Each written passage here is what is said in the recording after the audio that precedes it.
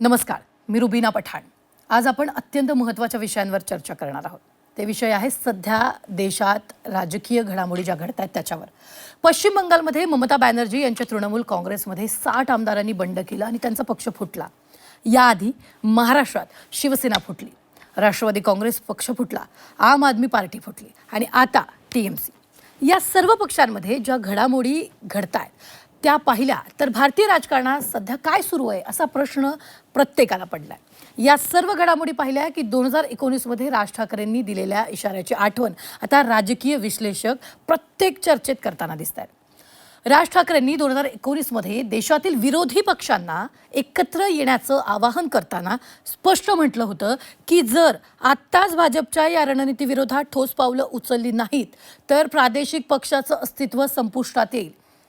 आज महाराष्ट्र असो की पश्चिम बंगाल, सत्तेचा वापर, केंद्रीय यंत्रणांचा दबाव आणि अंतर्गत नाराजीचा फायदा घेऊन ज्या प्रकारे प्रादेशिक पक्ष फोडले जात आहेत ते पाहता राज ठाकरेंची ती राजकीय भविष्यवाणी आज तंतोतंत खरी ठरली असा दावा काही विश्लेषकांनी केला।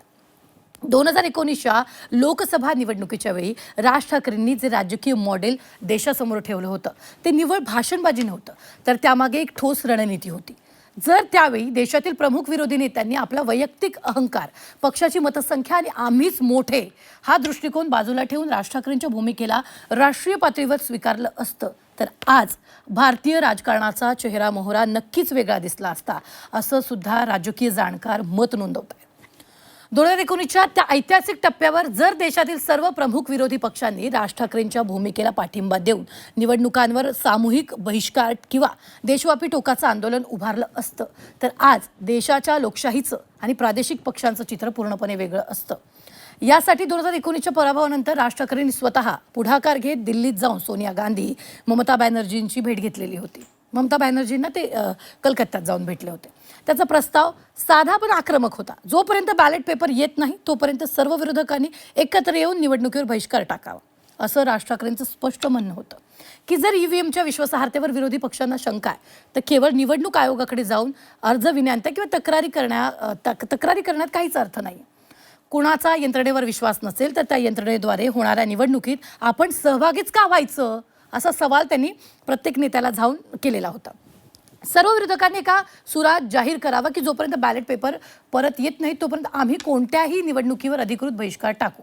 यावर ममता बॅनर्जी, सोनिया गांधी आणि इतर नेत्यांनी राज ठाकरेंच्या भूमिकेचं कौतुक सुद्धा त्यावेळी केलेलं होतं। चर्चा केल्या, पण प्रत्यक्षात इतका मोठा आणि धाडसी निर्णय घेण्याची राजकीय हिंमत कोणीही दाखवलेली नाही।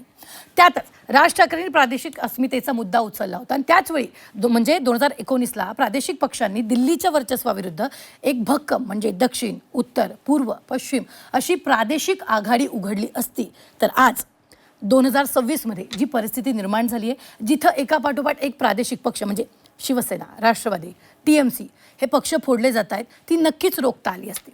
आमदार आणि नेत्यांना एकत्र ठेवण्यासाठी प्रादेशिक पक्षाची अंतर्गत यंत्रणा अधिक मजबूत झाली असती। विश्लेषकांच्या मते जर सर्व विरोधी पक्षांनी एकत्र येऊन निवडणुकीवर बहिष्कार टाकण्याची किंवा टोकाचं आंदोलन करण्याची हिंमत दाखवली असती तर निवडणूक आयोग आणि केंद्र सरकारवर आंतरराष्ट्रीय स्तरावरूनही मोठा दबाव आला असता। मात्र इतर नेत्यांनी या लढ्यात धरसोडीची वृत्ती दाखवली आणि पुढच्या निवडणुका लढवत राहिले, ज्यामुळे राज ठाकरेंचा हा महत्त्वाचा मुद्दा मागे पडला आणि त्याचे पडसाद आता दिसत आहेत।